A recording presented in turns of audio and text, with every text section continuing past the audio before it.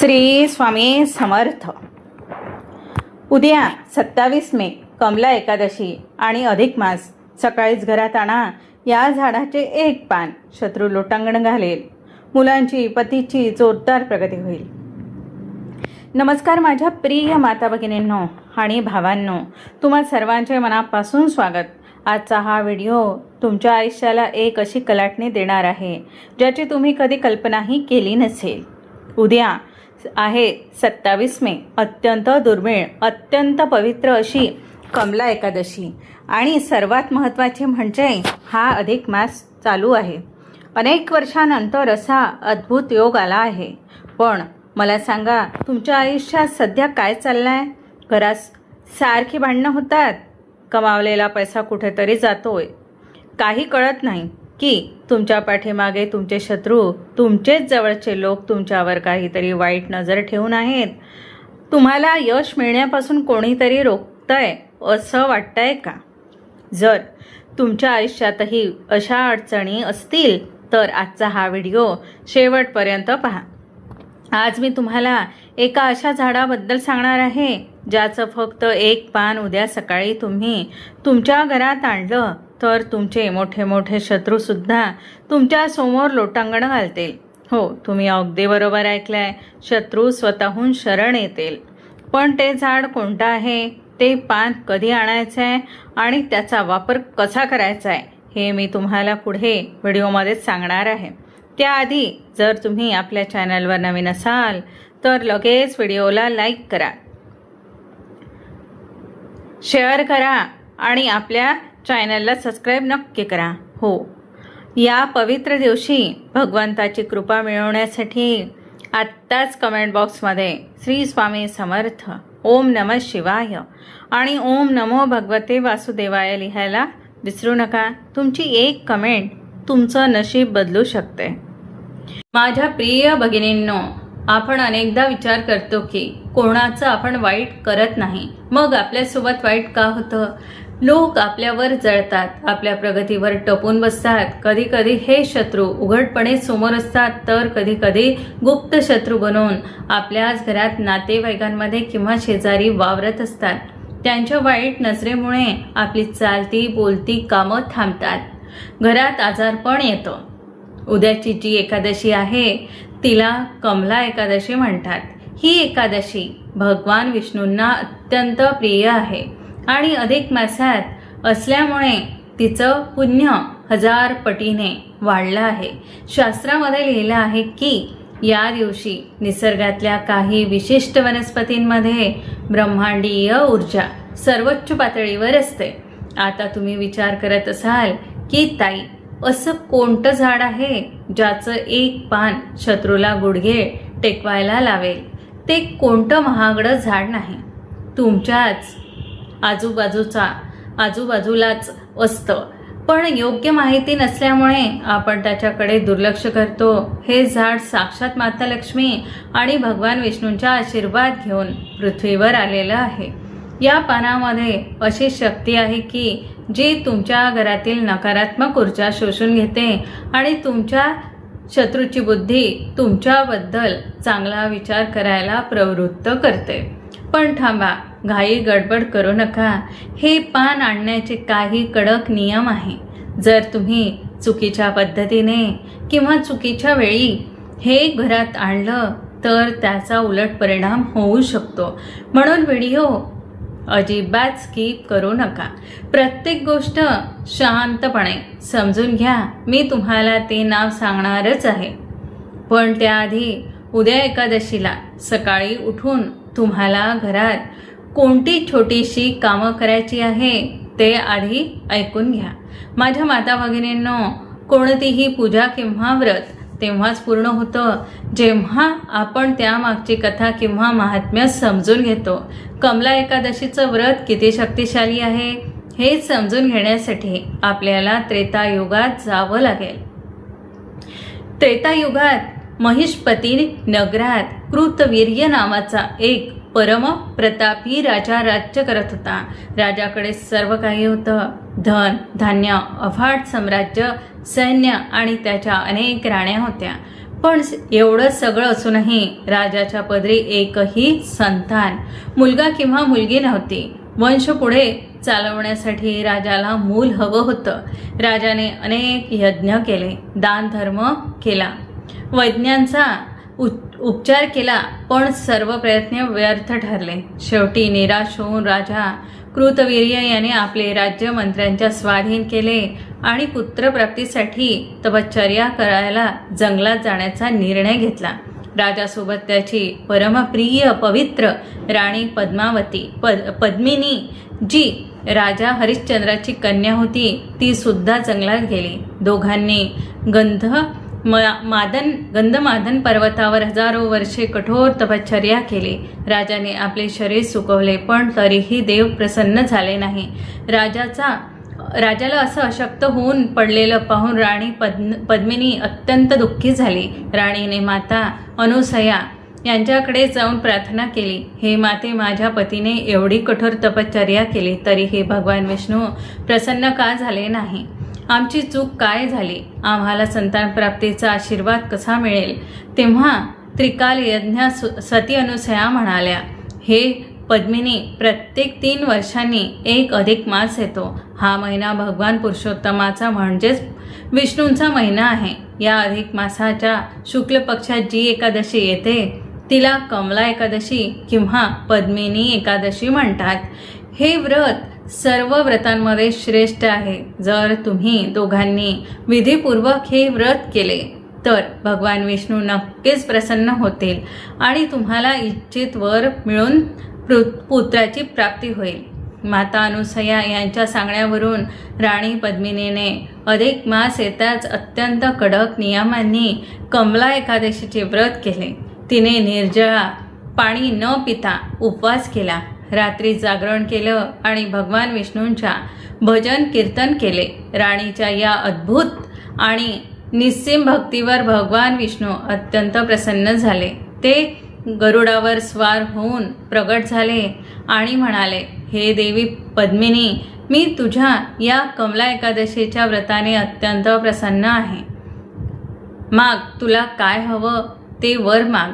राणी पद्मिनी हात जोडून म्हणाली, हे प्रभू, जर तुम्ही माझ्यावर प्रसन्न असाल तर माझ्या पतीला म्हणजेच राजा कृतवीर्याला जो वर पाहिजे आहे तो तुम्ही त्यांना द्यावा. भगवान विष्णूंनी राजाला विचारले. तेव्हा राजाने प्रार्थना केली, हे देवा, मला असा पुत्र हवा आहे जो सर्व गुणांनी संपन्न असेल. तिन्ही लोकात त्याचा पराभव कोणीही करू शकणार नाही. तो केवळ तुमच्याशिवाय, भगवंताशिवाय इतर कोणाकडून पराभूत होणार नाही. भगवान विष्णूंनी तथास्तु म्हटले आणि ते अंतर्ध्यान पावले. काही काळाने राणी पद्मिनी गरोदर राहिली आणि तिने एक अत्यंत तेजस्वी पुत्राला जन्म दिला. हा पुत्र म्हणजे दुसरा तिसरा कोणी नसून कार्तवीर्य अर्जुन, सहस्त्र अर्जुन होता. हा सहस्त्र अर्जुन एवढा शक्तिशाली होता की त्याने लंकेचा राजा रावण याला युद्धात हरवून आपल्या कैदेत ठेवले होते आणि या महाबलाढ्य पुत्राचा जन्म केवळ आणि केवळ कमला एकादशीच्या व्रताच्या पुण्यामुळे झाला होता. माझ्या प्रिय भावांनो आणि बहिणींनो, विचार करा, ज्या व्रताच्या प्रभावाने एका राजाला त्रिलोक्यात जी अजिंक्य असणारा पुत्र मिळू शकतो, त्या कमला एकादशीचे व्रत जर आपण उद्या श्रद्धापूर्वक केले तर आपल्या आयुष्यात गरिबी, दुःख आणि शत्रूंचा त्रास दूर होणार नाही का? नक्कीच होणार. जर तुम्हाला उपवास करणे शक्य नसेल तर निदान उद्याच्या दिवशी कोणाशीही वाईट बोलू नका, कोणाचा अपमान करू नका, घरात शांतता ठेवा आणि जो उपाय मी तुम्हाला मगाशी सांगितला तो शमीचा किंवा तुळशीच्या पानाचा आता मी उपाय सांगणार आहे तो उद्या सकाळी नक्की करा. तुमचे शत्रू आपोआप शांत होतील आणि घरात लक्ष्मीचा वास राहील. कथा आवडली असेल तर नक्कीच व्हिडिओला एक सुंदर लाईक करा, आपल्या नातेवाईकांना शेअर करा आणि कमेंट बॉक्समध्ये जय श्री हरी विष्णू किंवा ओम नमो भगवते वासुदेवाय लिहायला विसरू नका. उद्या सकाळी उठल्यापासून तुम्हाला काही विशेष उपाय करायचे आहे जे तुमच्या जीवनातील दारिद्र्य आणि शत्रूंचा नाश करतील. मी स्वतः हे उपाय माझ्या आयुष्यात अनुभवलेले आहे, म्हणूनच तुम्हाला विश्वासाने सांगते. उपाय पहिला, मुख्य पाण्याचा तोडगा आहे. सकाळी 6 पूर्वी करायचा आहे. उद्या सकाळी सूर्योदयापूर्वी उठायचं आहे. स्नान करताना पाशवी शक्ती दूर व्हावी म्हणून आंघोळीच्या पाण्यात चिमूटभर काळे तीळ टाका. आंघोळ झाल्यानंतर तांब्यात पाणी घेऊन त्यात थोडे गंगेचे पाणी आणि थोडे तुळशीपत्र टाका. हे पाणी तुमच्या मुख्य दरवाजावर ओम नमो भगवते वासुदेवाय म्हणत शिंपडा. यामुळे कोणत्याही शत्रूने केलेली वाईट नजर किंवा करणी घरात प्रवेश करू शकत नाही. दुसरा उपाय, माता लक्ष्मीला आकर्षित करण्यासाठी कमला एकादशीला माता लक्ष्मीची पूजा आवर्जून केली जाते. उद्या दुपारी किंवा संध्याकाळी लक्ष्मी पूजेच्या वेळी माता लक्ष्मीच्या मूर्तीसमोर किंवा फोटोसमोर एक विड्याचे पान, त्या पानावर 1 रुपयाचे नाणे आणि 1 सुपारी ठेवा. त्यावर थोडी हळद कुंकू वाहून आपली अडचण सांगा. हा उपाय केल्याने घरात पैशाची चणचण कधीच भासत नाही. माझ्या माता भगिनींनो, आता वेळ आली आहे त्या मुख्य उपायाची, त्या रहस्याचा उलगडा करण्याची, ज्याची तुम्ही आतुरतेने वाट पाहत आहात. तो अलौकिक झाड दुसरं तिसरं कोणताही नसून ते आहे शमीचे झाड. भगवान विष्णूच्या कमला एकादशीला आणि अधिक मासात शमीचे पान किंवा काळ्या तुळशीचे पान, कृष्ण तुळस अत्यंत जागृत असते. विशेषतः जर तुम्ही उद्या सकाळी शमीचे पान किंवा पांढऱ्या मंदाराचे म्हणजेच रुईचे मूळ पान घरात आणले तर शत्रूचा पराभव होतो. आपण आज बोलत आहोत शमीच्या पानाविरोधात. दुसरं कोणतं पान तर काळ्या तुळशीच्या पानाबद्दल. ते पान आणायचं कसं, त्याचे नियम काय ऐका. उद्या सकाळी 27 मे रोजी सकाळी 7 ते 10च्या दरम्यान तुम्हाला या झाडापाशी जायचं आहे. झाडापाशी जाताना रिकाम्या हाताने जाऊ नका. सोबत थोडे पाणी घेऊन जा. झाडाला आधी पाणी अर्पण करा. झाडाची मनोभावे माफी मागा की हे वृक्ष देवता, मी माझ्या घरातील इडापिडा, दारिद्र्य आणि शत्रूंचा त्रास कमी करण्यासाठी तुमचे 1 पान सोबत घेऊन जात आहे. कृपया मला आशीर्वाद द्या. त्यानंतर अत्यंत आदराने फक्त 1 पान तोडून घ्या. लक्षात ठेवा, पान कुठेही फाटलेलं किंवा सुकलेलं नसावे. घरात आणून काय करायचे, हे पान घरात आणल्यानंतर स्वच्छ पाण्याने धुवून घ्या. त्यावर चंदनाचा टिळा लावा. जर तुमच्या आयुष्यात एखादा विशिष्ट शत्रूचा त्रास असेल तर एका पांढऱ्या कागदावर कोळशाने किंवा लाल पेनाने त्या शत्रूचे नाव लिहा. त्या कागदावर हे पान ठेवा आणि तो कागद घडी घालून तुमच्या घरातील दक्षिण दिशेला, साऊथ डायरेक्शनला किंवा देवघराच्या मागे ठेवून द्या. अधिक मासातील कमला एकादशीच्या प्रभावामुळे त्या शत्रूची तुमच्याबद्दलची वाईट बुद्धी नष्ट होईल. तो तुमच्या विरुद्ध कितीही कटकारस्थान करत असेल तर ते कारस्थान त्याच्यावरच उलटे आणि तो स्वतःहून तुमच्या समोर लोटांगण घालेल. तुमच्याशी मैत्री करायला येईल. जर शत्रू माहीत नसेल तर फक्त माझ्या गुप्त शत्रूचा नाश होऊ दे अशी प्रार्थना करून हे पान देव्हाऱ्यात भगवान विष्णूच्या चरणाशी ठेवा. तुमच्या आयुष्यात आलेले कितीही कठीण दिवस नक्कीच दूर होतील आणि घरात सुख, शांती, समृद्धी नांदेल. माझ्या प्रिय माता भगिनींनो, हे उपाय केल्याने घरातील गरिबी दूर होते आणि सर्वात कामात यश मिळते. तुळशी जवळचा दिवा आणि प्रदक्षिणा सुख समृद्धीसाठी. उद्या एकादशीच्या दिवशी संध्याकाळी घराच्या अंगणातील किंवा गॅलरीतील तुळशीपाशी जा. तुळशीच्या कुंडीजवळ गाईच्या शुद्ध तुपाचा 1 दिवा लावा. दिवा लावताना त्यात 1 चिमूटभर हळद टाका. त्यानंतर तुळशी मातेला मनापासून नमस्कार करा आणि ओम नमो भगवते वासुदेवाय या मंत्राचा जप करत तुळशीला 11 किंवा 21 प्रदक्षिणा घाला.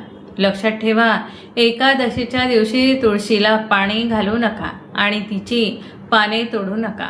फक्त दिवा लावून प्रदक्षिणा घाला. त्यामुळे घरातील पैशाची चणचण कायमची दूर होते. दुसरा उपाय सांगायचा झाला तर विष्णू चरणी पिवळी फुले आणि हळद, अडकलेली कामे पूर्ण होण्यासाठी. भगवान विष्णूंना पिवळा रंग अत्यंत प्रिय आहे. उद्या सकाळी पूजा करताना विष्णू देवाच्या किंवा बालकृष्णाच्या मूर्तीला किंवा फोटोला पिवळ्या रंगाची फुले जसे की झेंडू किंवा सेवंती अर्पण करा. तसेच त्यांना केशर किंवा हळदीचा टिळा लावा. जर तुमची काही जुनी कामे अडकली असतील, कोर्ट कचेरीची कामे खोळंबली असतील किंवा नोकरीत यश मिळत नसेल तर हा उपाय केल्याने भाग्योदय होतो. उपाय तिसरा, मुख्य दरवाजावर हळदीचे स्वस्तिक नकारात्मक ऊर्जा आणि शत्रुबाधा दूर करण्यासाठी. उद्या सकाळी घर स्वच्छ केल्यानंतर मुख्य दरवाजाजवळ दोन्ही बाजूंना हळद आणि गंगाजल किंवा साधे पाणी एकत्र करून स्वस्तिक काढा. स्वस्तिकाच्या खाली दोन्ही बाजूला शुभ लाभ लिहा. हा छोटासा उपाय तुमच्या घरातील वाईट नजर आणि नकारात्मक ऊर्जा शोषून घेतो. कोणत्याही शत्रूची वाईट शक्ती तुमच्या घरात प्रवेश करू शकत नाही. उपाय चौथा, गाईला गूळ आणि चण्याची डाळ घालणे पुण्यप्राप्तीसाठी. हिंदू धर्मात गाईला पूजनीय मानले गेलेले आहे आणि एकादशीला गोसेवा करण्याचे अनंत पटीने फळ मिळते. उद्या तुमच्या हाताने गाईला थोडासा गूळ आणि भिजवलेले चण्याची डाळ खाऊ घाला. जर शक्य नसेल तर गाईला हिरव्या चारा किंवा घाला आणि तिच्या पाठीवरून हात फिरून आशीर्वाद घ्या. यामुळे तुमच्या कुंडलीतील गुरुग्रह मजबूत होतो आणि सर्व पाप कर्माचा नाश होतो. पाचवा उपाय, दक्षिणवर्ती शंखाचा किंवा पाण्याचा तोडगा कर्जमुक्तीसाठी. जर तुमच्यावर कर्ज वाढले असेल तर उद्या पूजेच्या वेळी देवासमोर तांब्यात पाणी भरून ठेवा. जर तुमच्याकडे दक्षिणवर्ती शंख असेल तर त्यात पाणी भरून भगवान विष्णूंचा अभिषेक करा. शंख नसेल तर तांब्यातील पाण्यावर हात ठेवून ओम नमो भगवते वासुदेवाय मंत्राचा 108 वेळा जप करा. पूजा संपल्यानंतर हे अभिमंत्रित पाणी संपूर्ण घरात शिंपडा आणि घरातील सदस्यांना पिण्यास द्या. याने घरातील आजारपण आणि मानसिक तणाव दूर होतो. जाता जाता पुन्हा एकदा आठवण करून देते, जर अजूनही चॅनलला सबस्क्राईब केलं नसेल तर सबस्क्राईब करा आणि व्हिडिओला एक लाईक नक्की करा. तुमच्या मनात काही शंका असतील तर कमेंट करून नक्की विचारा. आणि हो, कमेंट बॉक्समध्ये श्री स्वामी समर्थ, ओम नमः शिवाय आणि ओम नमो भगवते वासुदेवाय लिहायला अजिबात विसरू नका. भगवान विष्णू आणि माता लक्ष्मी तुम्हा सर्वांना सुख, समृद्धी आणि दीर्घायुष्य देव, ही त्यांच्या चरणी प्रार्थना. धन्यवाद. भेटूया पुढच्या व्हिडिओमध्ये. तोपर्यंत काळजी घ्या. हरि ओम. श्री स्वामी समर्थ.